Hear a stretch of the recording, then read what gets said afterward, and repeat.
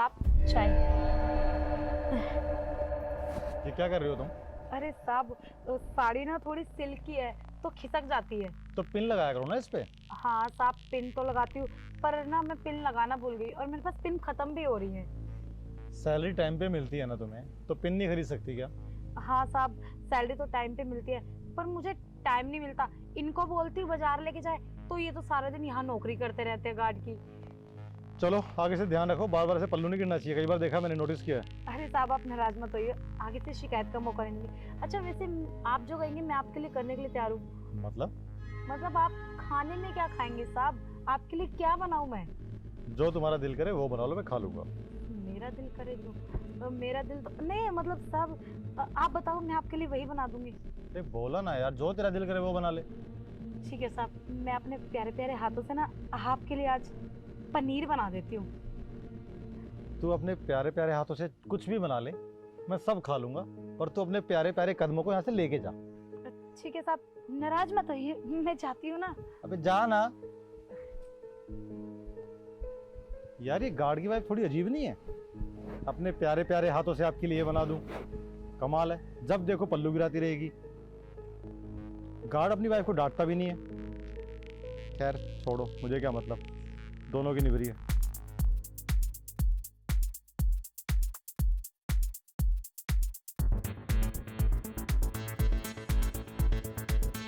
तो साहब साहब थोड़ा सा पैर हटा लीजिए ना, मुझे झाड़ू लगानी है। ये क्या कर रही है? पल्लू पर कर। ओहो वो साहब मैंने ध्यान ही नहीं दिया, झाड़ू लगा रही थी ना। अरे ये पल्लू बड़ा तंग करता है। साहब पैर हटा लीजिए। मैं अभी काम कर रहा हूँ, तू कहीं और सफाई कर ले जा। साहब सारी जगह मैंने सफाई कर दी है, बस ये थोड़ा सा रह गया, 2 मिनट लगेगी, हटा लीजिए ना। बहुत जरूरी काम कर रहा हूँ, डिस्टर्ब क्यों करिए, कहीं और जाना यार।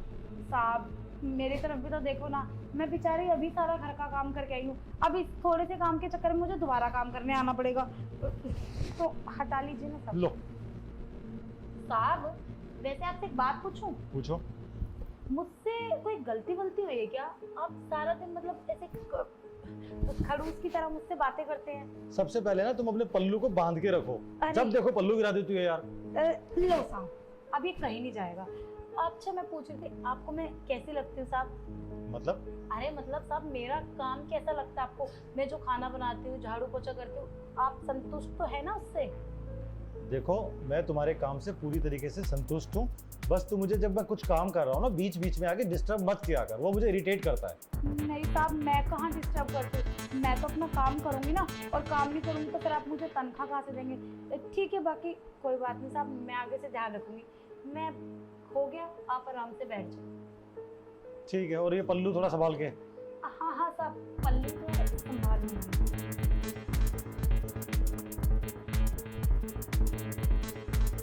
यार ये पागल वागल है क्या? ये जानबूझ के पल्लू गिराती है? सच में इसका पल्लू इतना सा रखता है? इसका पति भी नहीं समझाता इसको। क्या पता उसके आगे बिल्कुल सती सावित्री बनती हो। साहब मैं आपको कैसी लगती हूँ? क्यों बताऊँ तुझे मैं कैसी लगती हूँ भाई?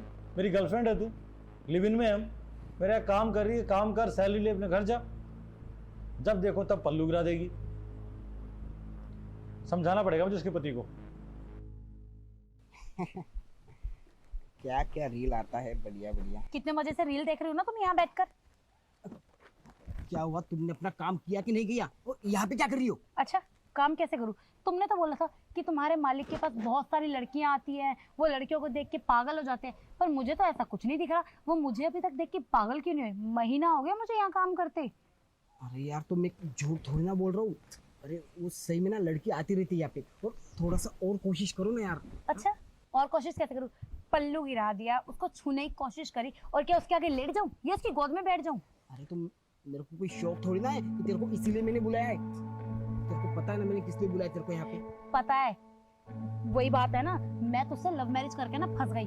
जब तो तेरे पास बहुत पैसा था, अब जितना पैसा था तूने नशे में उड़ा दिया, और अब बच्चों की पढ़ाई के लिए मुझे ये सब करना पड़ रहा है यहाँ पे। देख अब जो हो गया सो हो गया, वो वाले दिन वापस तो नहीं आएगा ना, पर तू चाहती है ना कि अपना वो भविष्य अच्छा हो। हाँ अबे ओ, ये अपनी कड़वी जुबान बनकर वो वाले दिन वापस नहीं आएंगे। अगर हम चाहे ना वो वाले दिन वापस आएंगे, और वो वाले दिन वापस लाने के लिए तो मैं ये सब कर रही हूँ। पर यार मुझे समझ नहीं आ रहा, ये तुम्हारा मालिक मानेगा कैसे? यार पल्ला घेर दो साड़ी का, इतने में तो कोई मर्द भी फिसल जाता है। और ये कैसा पत्थर है, उल्टा मुझे ही धमका रहे हैं कि साड़ी पे पिन लगा के रखा करो।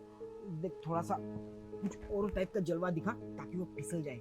तू लड़की है यार, तुझे बताने की जरूरत नहीं है कि लड़कों को किस तरीके से फंसाना है, समझ गई? अच्छा, हाँ। और ये तो साला थरकी है।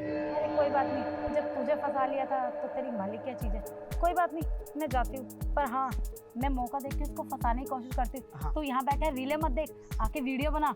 अरे हाँ हाँ, तू बस अपना काम चालू कर, मैं तुरंत आके वीडियो रिकॉर्ड कर दूंगा। इसके बाद साले को करते ब्लैकमेल। हाँ, कब तक की वॉचमैन की नौकरी करूंगा मैं यहाँ पे? हाँ, घर भी बहुत बड़ा है, कम से कम 3-4 लाख रुपए तो ले ही लेंगे। मैं जाती हूँ। हाँ हाँ, तू जा जा। बस इसने आज काम कर देना चाहिए।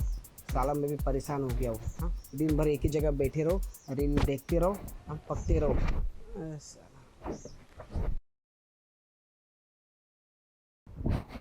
कोई नहीं है, बहुत दिन हो गए मुझे ट्राई करते करते, लेकिन साहब है कि काबू में नहीं आ रहे।